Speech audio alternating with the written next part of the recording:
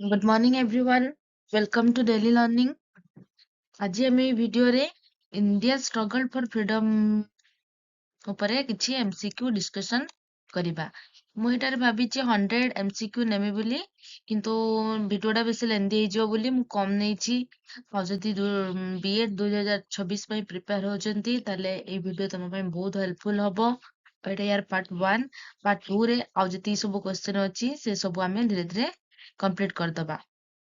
ଆଉ B.Ed ର ସବୁ ଯୋଉ ସିଲାବସ୍ ଅଛି ଆମେ ଏଇ ଚ୍ୟାନେଲରେ ସବୁ କମ୍ପ୍ଲିଟ୍ କରିବୁ।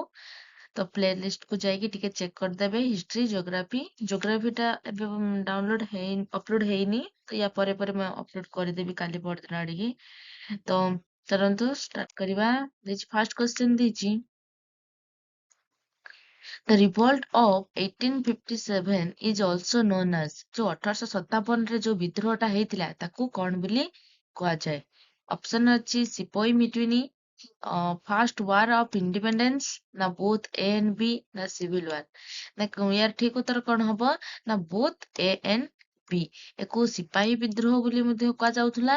ଆଉ ଏଇ ସିପାହୀ ବିଦ୍ରୋହକୁ ଫାର୍ଷ୍ଟ ୱାର୍ଲଡ ଅଫ ଇଣ୍ଡିପେଣ୍ଡେନ୍ସ ବୋଲି ବି କୁହାଯାଉଥିଲା। କଣ ଏଇଟା କେବେ ହେଇଥିଲା? 1857ରେ ଏଇ ସିପାହୀ ବିଦ୍ରୋହଟା। ଏଟା କୋଉଠୁ ଆରମ୍ଭ ହେଇଥିଲା? ନାଇଁ, ମେରୁଟରୁ ହିଁ ଷ୍ଟାର୍ଟ ହେଇଥିଲା ସିପାହୀ ବିଦ୍ରୋହ। କେବେ ହେଇଥିଲା? 1857ରେ। ନେକ୍ସଟ କ୍ୱେଶ୍ଚନ ଦେଖିବା, who gave the slogan Swaraj is my birthright and I shall have it? ଏ କଥା କିଏ କହିଥିଲେ? ସ୍ୱରାଜ ହଉଛି ମୋର ଜନ୍ମଗତ ଅଧିକାର। ଏ କଥା କିଏ କହିଥିଲେ? ଅପସନ ଅଛି ଲାଲା ଲଜପତ ରାୟ, ବାଲ ଗଙ୍ଗାଧର ବିପିନ ଚନ୍ଦ୍ର ପାଲ, ବାଲ ଗଙ୍ଗାଧର ତିଲକ, ନା ଗୋପାଳ କୃଷ୍ଣ ଗୋଖଲେ। ଏହା ଠିକ ଉତ୍ତର କୋଉଟା ହବ? ନା ବାଲ ଗଙ୍ଗାଧର ତିଲକ କଣ କହିଥିଲେ? ନା Swaraj is my birthright and I shall have it। ଏଟା ମନେ ରଖିଥିବେ, ପ୍ରାୟତଃ ଆସିଥାଏ ସ୍ଲୋଗାନରେ। ଏଇ ସ୍ଲୋଗାନ ଟା କିଏ ଦେଇଥିଲେ? ନା ଦେଇଥିଲେ ବାଲ ଗଙ୍ଗାଧର ତିଲକ। କଣ? Swaraj is my birthright and I shall have it। Next question ଦେଖିବା, ହୁ ଇଜ ନୋନ୍ ଆଜ ଦ ଫାଦର ଅଫ ନେସନ? ଏଇ ଜାତିର ପିତା ବୋଲି କାହାକୁ କୁହାଯାଏ? ଏଟା ତ ଆମେ ସମସ୍ତେ ଜାଣିଛନ୍ତି ଆଉ କହିବାକୁ ହିଁ ପଡିବନି। ନା ମହାତ୍ମା ଗାନ୍ଧୀଙ୍କୁ ଜାତିର ପିତା ବୋଲି କୁହାଯାଏ। ନେକ୍ସଟ କ୍ୱେଶ୍ଚନ ଦେଇଛି କଣ? ନା ନେକ୍ସଟ କ୍ୱେଶ୍ଚନ ଦେଇଛି who was the founder of the INC ବା ଇଣ୍ଡିଆନ ନ୍ୟାସନାଲ କଂଗ୍ରେସ? INC ର ଫାଉଣ୍ଡର କିଏ ବୋଲି ଏଠି ପଚାରିଛି। ଅପସନ ଅଛି Umesh Chandra Banerjee, Allan Octavian Hume, Dadabhai Naoroji, ନା ମହାତ୍ମା ଗାନ୍ଧୀ। ଏଟାର ଠିକ ଉତ୍ତର କୋଉଟା ହବ? ନା INC କେବେ? ନା 1885ରେ କଣ ହେଇଥିଲା? ନା 1885ରେ ଇଏ ଗଠନ କରାଯାଇଥିଲା। କାହା ଦ୍ଵାରା? ନା A.O. ହ୍ୟୁମ ବା ଆଲାନ ଅକ୍ଟାଭିଆନ ହ୍ୟୁମଙ୍କ ଦ୍ଵାରା 1885ରେ ଏଟା INC ତିଆରି ହେଇଥିଲା। ଯଦି ୟାର ପଚାରେ ପ୍ରଥମ ଫାର୍ଷ୍ଟ ପ୍ରେସିଡେଣ୍ଟ କିଏ ଥିଲେ? ନା ଇଏ ଉମେନ ଚନ୍ଦ୍ର ବାନାର୍ଜୀ ଥିଲେ। କଣ? ନା WC ବାନାର୍ଜୀ। ଇଏ ଥିଲେ ଆମର ପ୍ରଥମ ପ୍ରେସିଡେଣ୍ଟ। ଆଉ ଯଦି ସେକେଣ୍ଡରେ ଥିଲେ ଦାଦାଭାଇ ନରୋଜି, ଆଉ ଇଏ ସବୁଠୁ ଲଙ୍ଗ ଟର୍ମ ଯାଇଥିଲେ, ଇଏ ବହୁତ ଥର ହେଇଥିଲେ। ଆଉ ଯଦି ପଚାରେ first female president of INC ର ପ୍ରଥମ ମହିଳା ଯଦି ପଚାରେ ତାହେଲେ ଆନି ବେସନ୍ତ କରିବେ।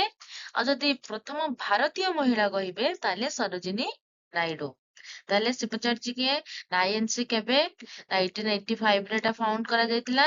କାହାଙ୍କ ଦ୍ଵାରା? ନା ଆଲାନ ଅକ୍ଟାଭିଆନ ହୋମ ବା A.O. ହ୍ୟୁମଙ୍କ ଦ୍ଵାରା। ନେକ୍ସଟ କ୍ୱେଶ୍ଚନ ଦେଇଛି, ଦ ଜାଲିଆନାୱାଲା ବାଗ ହତ୍ୟାକାଣ୍ଡ ମାସାକରେ took place in which year? ଯୋଉ ପଞ୍ଜାବର ଅମୃତସର ଠାରେ ଯୋଉ ହେଇଥିଲା ଜାଲିଆନାୱାଲା ବାଗ ହତ୍ୟାକାଣ୍ଡ, ସେଟା କେବେ ହେଇଥିଲା ବୋଲି ପଚାରୁଛି। କେବେ ହେଇଥିଲା? ନା 1919ରେ। ଯେତେବେଳେ ବୈଶାଖୀ ପୂର୍ଣ୍ଣିମା ଚାଲିଥିଲା, ସେମାନେ ଯାଇକି ଗୋଟେ ଜାଗାରେ ମିଟିଂ କରୁଥିଲେ। ତ ସେଇ ଟାଇମରେ ହିଁ କଣ ହେଇଥିଲା? ନା ଏଇ ଜାଲିଆନାୱାଲା ବାଗ ହତ୍ୟାକାଣ୍ଡଟା ହେଇଥିଲା। କାହା ଦ୍ଵାରା କରାଯାଇଥିଲା?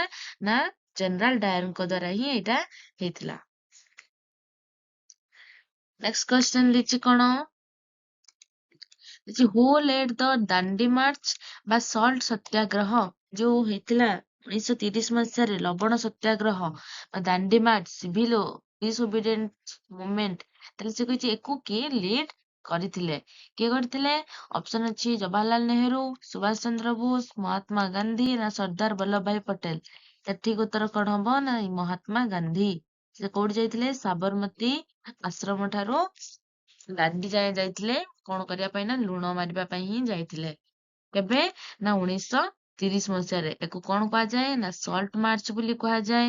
ସଲ୍ଟ ସତ୍ୟାଗ୍ରହ, ଦାଣ୍ଡି ମାର୍ଚ୍ଚ ଆଉ civil disobedient movement. This is the slogan Inquilab Zindabad. ଏଇ ଇନକ୍ଲବ ଜିନ୍ଦାବାଦ ଟା କିଏ ଦେଇଥିଲେ? ଏଇ ସ୍ଲୋଗାନ ଟା କିଏ ଦେଇଥିଲେ? ଅପସନ ଅଛି ମହାତ୍ମା ଗାନ୍ଧୀ, ଭଗତ ସିଂ, ସର୍ଦ୍ଦାର ପଟେଲ ନା ସୁଭାଷ ଚନ୍ଦ୍ର ବୋଷ। କିଏ ହବ? ନା ଭଗତ ସିଂ ହିଁ ଦେଇଥିଲେ। କଣ? ନା ଇନକ୍ଲବ ଜିନ୍ଦାବାଦ। କିଏ ଦେଇଥିଲେ? ଭଗତ ସିଂ। ତାପରେ ଦେଇଛି କଣ? ମହାତ୍ମା ଗାନ୍ଧୀଙ୍କର ଗୋଟେ ଫେମସ ସ୍ଲୋଗାନ ଥିଲା କଣ? ନା ଡୁ ଅର ଡାଏ, କର ଅବା ମର। ଯେତେବେଳେ 1942 ମସିହା ବେଳକୁ କଣ ହେଇଥିଲା? ନା ଅସହଯୋଗ ଭାରତ ଛାଡ ଆନ୍ଦୋଳନ ହେଇଥିଲା। ସେତେବେଳେ ସେ ଗୋଟେ କହିଥିଲେ ଡୁ ଅର ଡାଏ। ତାପରେ ଅଛି ସୁଭାଷ ଚନ୍ଦ୍ର ବୋଷଙ୍କର ଗୋଟେ ଅଛି ଫେମସ ଡାଇଲଗ କଣ? ନା ଦିଲ୍ଲୀ ଚଲୋ, ନହେଲେ give me blood I will give you freedom. ତମେ ମତେ ରକ୍ତ ଦିଅ, ମୁଁ ତୁମକୁ ସ୍ୱାଧୀନତା ଦେବି। ନେକ୍ସଟ କ୍ୱେଶ୍ଚନ ଦେଇଛି କଣ? ଦେଇଛି who was the first Indian to demand Purna Swaraj. ଏ ପୂର୍ଣ୍ଣ ସ୍ୱରାଜ ବିଷୟରେ କିଏ କହିଥିଲେ? ବା କମ୍ପ୍ଲିଟ ଇଣ୍ଡିପେଣ୍ଡେନ୍ସ ଏ କଥା କିଏ କହିଥିଲେ? ଅପସନ ଅଛି ଆନି ବେସାନ୍ତ, ଜବାହରଲାଲ ନେହେରୁ, ସୁଭାଷ ଚନ୍ଦ୍ର ବୋଷ ନା ଦାଦାଭାଇ ନାରୋଜି। କିଏ କହିଥିଲେ? ଏଇ ପୂର୍ଣ୍ଣ ସ୍ୱରାଜ ୱାର୍ଡ ଟାକୁ ଦାଦାଭାଇ ନାରୋଜି ହିଁ ପ୍ରଥମେ କହିଥିଲେ, ଯିଏକି ପ୍ରଥମ ଇଣ୍ଡିଆନ ଯିଏକି କହିଥିଲେ ପୂର୍ଣ୍ଣ ସ୍ୱରାଜ, ଆମକୁ କମ୍ପ୍ଲିଟ ଇଣ୍ଡିପେଣ୍ଡେନ୍ସ ଦରକାର। ନେକ୍ସଟ କ୍ୱେଶ୍ଚନ ଦେଇଛି ହୁ କେପ୍ ଦ ସ୍ଲୋଗାନ ଡୁ ଅର ଡାଏ, କର ଅବା ମର। ଆମେ ଏବେ ଡିସ୍କସନ କରିଥିଲେ ନା ମହାତ୍ମା ଗାନ୍ଧୀ 1942 ମସିହା ବେଳକୁ ଯେତେବେଳେ ଥିଲା କଣ? ନା ଭାରତ ଛାଡ ଆନ୍ଦୋଳନ କରାଯାଇଥିଲା। ସେଇ ଟାଇମରେ ସେ ଗୋଟେ ଦେଇଥିଲେ କଣ? ନା ଡୁ ଅର ଡାଏ, କର ଅବା ମର। ଏଇ ସ୍ଲୋଗାନ ଟା ସେ ଦେଇଥିଲେ। ଦେଇଛି when did India finally get independence? ଆମ ଇଣ୍ଡିଆ କେବେ ଇଣ୍ଡିପେଣ୍ଡେନ୍ସ ହେଲା? କେବେ ସେ ସ୍ୱାଧୀନ ପାଇଲା? ନା 15 ଅଗଷ୍ଟ 1947, 15 ଅଗଷ୍ଟ 1947 ବେଳକୁ ଯାଇକି କଣ କଲା? ନା ଆମ ଇଣ୍ଡିଆ ସ୍ୱାଧୀନତା ପାଇଲା। The revolt of 1857 began from which place? ଏଇ 1857 କୁ କଣ କହୁଥିଲା? ନା ସିପାହୀ ବିଦ୍ରୋହ ବୋଲି କୁହାଯାଏ। ତ ସେଟା କୋଉଠୁ ଷ୍ଟାର୍ଟ ହେଇଥିଲା? ମେରଠ, ଦିଲ୍ଲୀ, କାନପୁର ନା ଲକ୍ଷ୍ନୌ? କୋଉଠୁ? ନା ଏଇ ମେରଠରୁ ହିଁ ପ୍ରଥମେ ଷ୍ଟାର୍ଟ କରାଯାଇଥିଲା କଣ? ନା ଏଇ 1857 ଯୋଉ ସିପାହୀ ବିଦ୍ରୋହ ମେରଠରୁ ହିଁ ଷ୍ଟାର୍ଟ ହେଇଥିଲା।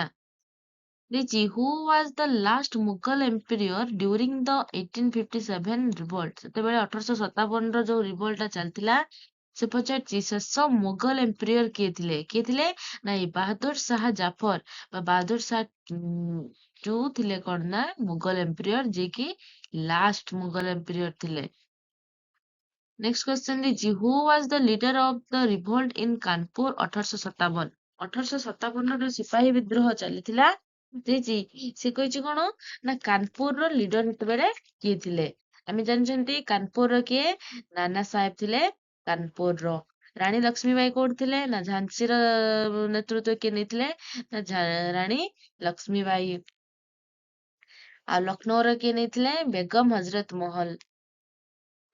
ନେକ୍ସଟ କ୍ୱେଶ୍ଚନ ଦେଖିବା। ଦେଇଛି Rani Lakshmibai led the revolt in.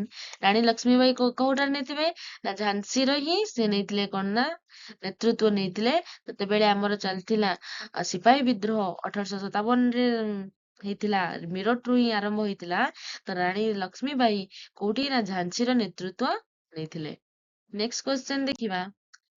who described the revolt of 1857 as the first war of independence? ଏଇ 1857 ସିପାହୀ ବିଦ୍ରୋହ ବୋଲି କୁହାଯାଏ। କିଏ ତାକୁ କହିଥିଲେ କି ଏଟା ହଉଛି ଫାଷ୍ଟ ୱାର ଅଫ ଇଣ୍ଡିପେଣ୍ଡେନ୍ସ? କିଏ କହିଥିଲେ? ନା ବିଡି ସବରକର, ଯୋଉ ବିନାୟକ ଦାମୋଦର ସବରକର, ସିଏ ହିଁ କହିଥିଲେ ଏଇଟା ହଉଛି first war of independence. Next question ଦେଇଛି who was the governor general of India during the revolt 1857? 1857 ବେଳକୁ ଯୋଉ ସିପାହୀ ବିଦ୍ରୋହ ଚାଲିଥିଲା, ସେତେବେଳେ କିଏ ଥିଲେ? ନା ଗଭର୍ଣ୍ଣର ଜେନେରାଲ ଅଫ ଇଣ୍ଡିଆ। ଇଣ୍ଡିଆର ସେତେବେଳେ ଗଭର୍ଣ୍ଣର ଜେନେରାଲ କିଏ ଥିଲେ? ଅପସନ ଅଛି Lord Dalhousie, Lord Canning, Lord Ripon ନା ଲର୍ଡ କର୍ଜନ। यार ठीक उत्तर कोटा हबो ना ये लॉर्ड कैनिंग थिले कौन ना सेतेबेले गवर्नर जनरल थिले लॉर्ड कैनिंग होचंती first viceroy of India India रे से प्रथम वाइसरॉय हेतिले और से 1857 बेलକୁ सी ही थिले और लॉर्ड डेलाहाउसी कौन करथिले ना हम इंडिया रे पोस्ट ऑफिस रेलवे आउ डॉक्टर इन लव्स ये सब आनिथिले किए ना लॉर्ड डेलाहाउसी और लॉर्ड कर्जन करथिले ना 1905 रे पार्टीशन ऑफ बंगाल କରିଥିଲେ नेक्स्ट क्वेश्चन ଦେଇଛି the first president of INC was INC ର ପ୍ରଥମ ପ୍ରେସିଡେଣ୍ଟ କିଏ ଥିଲେ ଅପସନ ଅଛି ଦାଦା ଭାଇ ନାରୋଜୀ ଉମେଶ ଚନ୍ଦ୍ର ବାନାର୍ଜୀ ଗୋପାଳ କୃଷ୍ଣ ଗୋଖଲେ ନା ଆନି ବେସାନ୍ତ କିଏ ଥିଲେ ନା ଉମେଶ ଚନ୍ଦ୍ର ବାନାର୍ଜୀ ବା ଡବ୍ଲ୍ୟୁ.ସି. ବାନାର୍ଜୀ କଣ ଥିଲେ ନା ଫାର୍ଷ୍ଟ ପ୍ରେସିଡେଣ୍ଟ ଥିଲେ ଆଇଏନସି ର ଆଉ ଯଦି ସବୁଠାରୁ ବେଶୀ ଥର କିଏ ହେଇଥିଲେ ନା ଦାଦା ଭାଇ ନାରୋଜୀ ବେଶୀ ଥର ହେଇଥିଲେ ମ୍ୟାକ୍ସିମମ୍ ଟାଇମ ହିଁ ସେ ହେଇଥିଲେ କଣ ପ୍ରେସିଡେଣ୍ଟ ହଉଥିଲେ ଆନି ବେସାନ୍ତ ହଉଛନ୍ତି first female president of INC ର ପ୍ରଥମ ଫିମେଲ ପ୍ରେସିଡେଣ୍ଟ ଯଦି ଦେଖିବା ସେ ହଉଛନ୍ତି ଆନି ବେସାନ୍ତ ଆଉ ଯଦି ଇଣ୍ଡିଆନ ଫିମେଲ ଲଗେଇବା ତାହେଲେ ଏଠି ସରୋଜିନୀ ନାଇଡୁ ହବ ନେକ୍ସଟ କ୍ୱେଶ୍ଚନ ଦେଇଛି the partition of Bengal was carried out ଏ ପାର୍ଟିସନ ଅଫ ବେଙ୍ଗଲ କେବେ ହେଇଥିଲା ବୋଲି ପଚାରୁଛି 1905 1906 1911 ନା 1919 ଏର ଠିକ ଉତ୍ତର କଣ ହବ ନା 1905 ଯେତେବେଳେ କିଏ ନା ଲର୍ଡ କର୍ଜନ ଥିଲେ ସେତେବେଳେ ଭାଇସରାୟ ଥିଲେ ସିଏ ହିଁ ପାର୍ଟିସନ ଅଫ ବେଙ୍ଗଲ କରିଥିଲେ ଆଉ 1906 କଣ ହେଇଥିଲା ନା ମୁସଲିମ ଲିଗ ଗଠିତ ହେଇଥିଲା 1911 କଣ ହେଇଥିଲା ନା ଯୋଉ ପାର୍ଟିସନ ଅଫ ବେଙ୍ଗଲ କୁ ଅନୋଲ୍ଡ ମାନେ କ୍ୟାନସଲ କରାଯାଇଥିଲା ଆଉ 1919 ଜାଲିଆନୱାଲା ବାଗ ହତ୍ୟାକାଣ୍ଡ ହେଇଥିଲା ତାହେଲେ ସେ ପଚାରିଛି ବେଙ୍ଗଲ କେବେ ପାର୍ଟିସନ ହେଇଥିଲା ନା 1905 नेक्स्ट क्वेश्चन ଦେଇଛି who started the Swadeshi movement after bengal partition ଯେତେବେଳେ 1905 ରେ ଲର୍ଡ କର୍ଜନଙ୍କ ଦ୍ୱାରା ବଙ୍ଗ ବିଭାଜନ ହେଇଗଲା ସେତେବେଳେ ଗୋଟେ କଣ ନା ସ୍ୱଦେଶୀ ମୁଭମେଣ୍ଟ ଟା ଆରମ୍ଭ ହେଲା ତାହେଲେ ଯୋଉ ଆମ ଇଣ୍ଡିଆନ ମାନେ କଣ କହିଲେ ନା ତାକୁ ବୟକଟ କରିଦିଅ ଯେତିକି ସବୁ ଇଂରେଜ ମାନଙ୍କର ଜିନିଷ ଅଛି ତାଙ୍କ ଜିନିଷ କିଣିବାନି ତାଙ୍କ ଲୁଗା ପିନ୍ଧିବାନି ତ ଇଏ ସବୁ କଣ ହେଇଥିଲା ନା ସ୍ୱଦେଶୀ ମୁଭମେଣ୍ଟ ଷ୍ଟାର୍ଟ କରିଥିଲେ କିଏ କରିଥିଲେ ଅପସନ ଅଛି ଗୋପାଳ କୃଷ୍ଣ ଗୋଖଲେ ବାଳ ଗଙ୍ଗାଧର ତିଲକ ସୁରେନ୍ଦ୍ରନାଥ ବାନାର୍ଜୀ ନା ଦାଦାଭାଇ ନାରୋଜୀ କିଏ କରିଥିଲେ ନା ସେତେବେଳେ ଆଇଏନସି ର ପ୍ରେସିଡେଣ୍ଟ କିଏ ଥିଲେ ନା ସୁରେନ୍ଦ୍ରନାଥ ବାନାର୍ଜୀ ସିଏ ହିଁ କହିଥିଲେ କି ଆମେ ସ୍ୱଦେଶୀ ମୁଭମେଣ୍ଟ ତିଆରି ଷ୍ଟାର୍ଟ କରିଦବା କିଏ ନା ଯେତେବେଳେ 1905 ବେଳକୁ ବେଙ୍ଗଲ ପାର୍ଟିସନ ହେଇଥିଲା ଲର୍ଡ କର୍ଜନ କରିଥିଲେ ସେତେବେଳେ ସୁରେନ୍ଦ୍ରନାଥ ବାନାର୍ଜୀ ସ୍ୱଦେଶୀ ମୁଭମେଣ୍ଟ ଷ୍ଟାର୍ଟ କରିଥିଲେ देखिए who is known as grand old man of India a grand old man of India बोली काहाको କୁହାଯାଏ ଅପସନ ଅଛି ବାଲ ଗଙ୍ଗାଧର ତିଲକ ଦାଦା ଭାଇ ନାରୋଜୀ ଉମେଶ ଚନ୍ଦ୍ର ବାନାର୍ଜୀ ଲାଲ ଲଜପତ ରାୟ ଏର ଠିକ ଉତ୍ତର କୋଉଟା ହବ ନାଇଁ ଦାଦା ଭାଇ ନାରୋଜୀଙ୍କୁ କଣ କୁହାଯାଏ ନା grand old man of India ବୋଲି କୁହାଯାଏ ଆଉ ବାଲ ଗଙ୍ଗାଧର ତିଲକ କୁ କଣ କୁହାଯାଏ iron man of India Bal Gangadhar ତିଲକଙ୍କୁ କଣ କୁହାଯାଏ ନା ଆଇରନ୍ ମ୍ୟାନ ଅଫ ଇଣ୍ଡିଆ ଆଉ ହଉଛି ଲାଲା ଲଜପତ ରାୟକୁ କଣ କୁହାଯାଏ ନା ପଞ୍ଜାବ କେଶରୀ ଲାଲା ଲଜପତ ରାୟ ଲାୟନ ଅଫ ପଞ୍ଜାବର ଲାୟନ ବୋଲି କୁହାଯାଏ କାହାକୁ ନା ଲାଲା ଲଜପତ ରାୟଙ୍କୁ ଆଉ ଗ୍ରାଣ୍ଡ ଓଲ୍ଡ ମ୍ୟାନ ଅଫ ଇଣ୍ଡିଆର ଗ୍ରାଣ୍ଡ ଓଲ୍ଡ ମ୍ୟାନ ବୋଲି କାହାକୁ କୁହାଯାଏ ନା ଏ ଦାଦା ଭାଇ Naoroji which session of INC adopted the resolution of Swaraj ତାହେଲେ କୋଉ ସେସନ ରେ 1906 ମସିହାରେ ଯୋଉ ହେଇଥିଲା ଗୋଟେ ସେସନ ସେଟା କୋଉଠି ହେଇଥିଲା ନାଇଁ କୋଲକାତାରେ ଯୋଉ ସେସନ ଟେ ହେଇଥିଲା ତାହେଲେ ସେଇଠି ହିଁ ସ୍ୱରାଜ ୱାର୍ଡ ଟାକୁ ହିଁ ଆଡପ୍ଟ କରାଯାଇଥିଲା ନେକ୍ସଟ କ୍ୱେଶ୍ଚନ ଦେଖିବା who was called lion of Punjab Kesari ବା ପଞ୍ଜାବର ଲାୟନ ବୋଲି କାହାକୁ କୁହାଯାଏ କାହାକୁ ନା ଲାଲା ଲଜପତ ରାୟ ଆଉ ଗୋଟେ ଅଛି ଭଗତ ସିଂ କଣ କହିଥିଲେ ନା ତାଙ୍କ ଫେମସ ଡାଇଲଗ ଥିଲା କି Inquilab Zindabad next question the extremist and moderate groups of INC split in which session ସେତେବେଳେ ଆଇଏନସି ମଝିରେ କଣ ହେଇଥିଲା ନା ଦୁଇ ଭାଗ ହେଇଯାଇଥିଲା ଗୋଟେ ଥିଲା ମଡରେଟ ଆଉ ଗୋଟେ ହେଇଥିଲା ଏକ୍ସଟ୍ରିମିଷ୍ଟ ଗୋଟେ ଚରମ ଦଳ ଆଉ ଗୋଟେ ନରମ ଦଳ ଆଉ ଗୋଟେ ଗରମ ଦଳ ବା ଚରମ ଦଳ କଣ ନା ଏକ୍ସଟ୍ରିମିଷ୍ଟ ହେଇଥିଲେ କୋଉମାନେ ନା ଯୋଉମାନେ ଚାହୁଁଥିଲେ କି ଆମେ ଗରମ ହେଇକି କଥା କହିବା ସେମାନେ ଆମକୁ ମାରୁଛନ୍ତି ତ ଆମେ ତାକୁ ମାରିବା। ଆଉ ମଡରେଟ ମାନେ କଣ କହୁଥିଲେ ନା ସବୁ ଶାନ୍ତି ଆକାରରେ କରିବା। ତାହେଲେ ସେ କହିଛି ନା କେବେ ଏମ୍, ହେଇଥିଲା ନା ଏଇ 1907 ମସିହାରେ ଯୋଉ ସୁରତ ସେସନରେ କଣ ହେଇଥିଲା ନା ଆଇଏନସି ଦି ଭାଗ ହେଇଯାଇଥିଲା। ଗୋଟେ ହେଇଥିଲା ଏକ୍ସଟ୍ରିମିଷ୍ଟ ଆଉ ଗୋଟେ ଥିଲା ମଡରେଟ। ଏକ୍ସଟ୍ରିମିଷ୍ଟ ରେ କିଏ ଥିଲେ? ନା ଲାଲ ବାଲ ପାଲ। ଏକ୍ସଟ୍ରିମିଷ୍ଟ ରେ କିଏ ଥିଲେ ନା ଲାଲ ବାଲ ପାଲ, ଲାଲ ଲାଜପତ ରାୟ, ବାଲ ରେ ବାଲ ଗଙ୍ଗାଧର ତିଲକ ଆଉ ବିପିନ ଚନ୍ଦ୍ର ପାଲ ଆଉ ଅରବିନ୍ଦ ଘୋଷ। ଏଇମାନେ ଥିଲେ କୋଉଟାରେ ନା ଏକ୍ସଟ୍ରିମିଷ୍ଟ ରେ ଥିଲେ। ଆଉ ଯେତିକି ସବୁ ଟିକେ ରହିଲେ ଓଲ୍ଡ ଜେନେରେସନ ଲୋକମାନେ ସେ ରହିଥିଲେ କୋଉଟାରେ ଏଇ ମଡରେଟ ରେ। ନେକ୍ସଟ କ୍ୱେଶ୍ଚନ ଦେଖିବା। ଆଉ ଦେଇଛି ଦ ହୋମ ରୁଲ ମୁଭମେଣ୍ଟ ୱାଜ ଷ୍ଟାର୍ଟେଡ। ଏଇ ହୋମ ରୁଲ ମୁଭମେଣ୍ଟ କିଏ ଷ୍ଟାର୍ଟ କରିଥିଲେ? କିଏ ଷ୍ଟାର୍ଟ କରିଥିଲେ? ଅପସନ ଅଛି ବାଳ ଗଙ୍ଗାଧର ତିଲକ ଆଉ ଆନି ବେସାନ୍ତ, ନା ସୁଭାଷ ଚନ୍ଦ୍ର ବୋଷ ଆଉ ଜବାହରଲାଲ ନେହେରୁ, ନା ଭଗତ ସିଂ ଏଣ୍ଡ ଚନ୍ଦ୍ରଶେଖର ଆଜାଦ, ନା ଦାଦାଭାଇ ନାରୋଜି ଆଉ ଉମେଶ ଚନ୍ଦ୍ର ବାନାର୍ଜୀ। କିଏ କରିଥିଲେ ଏଇ ହୋମ ରୁଲ ମୁଭମେଣ୍ଟ ଟା? କିଏ କରିଥିଲେ ନା ଏଇ ବାଲ ଗଙ୍ଗାଧର ତିଲକ ଆଉ ଆନି ବେସାନ୍ତ। ଏଇ ଦି ଜଣ ହିଁ କଣ କରିଥିଲେ ନା ହୋମ ରୁଲ ଲିଗ ଟା ଆରମ୍ଭ କରିଥିଲେ ଆଉ ହୋମ ରୁଲ ମୁଭମେଣ୍ଟ ଟା ଆରମ୍ଭ କରିଥିଲେ। ଆଉ ବାଲ ଗଙ୍ଗାଧର ତିଲକଙ୍କ ତାଙ୍କ ହେଡ ଅଫିସ ଥିଲା କୋଉଠି? ପୁନେରେ। ଆଉ ଆନି ବେସାନ୍ତଙ୍କ ହେଡ ଅଫିସ ଥିଲା କୋଉଠି? ମାଡ୍ରାସ ରେ। ୟାଙ୍କ ହେଡ ଅଫିସ ଥିଲା ପୁନେରେ ଆଉ ଆନି ବେସାନ୍ତଙ୍କର ଥିଲା ମାଡ୍ରାସ ରେ। Who wrote the book India unhappy? India unhappy ବା ଅନହ୍ୟାପି ଇଣ୍ଡିଆ ଏଇଟା କିଏ ଲେଖିଥିଲେ? କିଏ ଅପସନ ଅଛି କଣ? ନା ଜବାହରଲାଲ ନେହେରୁ, ଆନି ବେସାନ୍ତ, ଲାଲ ଲଜପତ ରାୟ, ନା ଦାଦା ଭାଇ ନାରୋଜି। କିଏ ଲେଖିଥିଲେ? ନାଇଁ ଲାଲା ଲଜପତ ରାୟ। ସିଏ ହିଁ ଲେଖିଥିଲେ କଣ ନା ନା ଅନହ୍ୟାପି ଇଣ୍ଡିଆ। ତ ଏଇ ହଉଛି ଆମର କେତେ ନା ଏତିକି ଥିଲା ଆମର 25ଟା କ୍ୱେଶ୍ଚନ।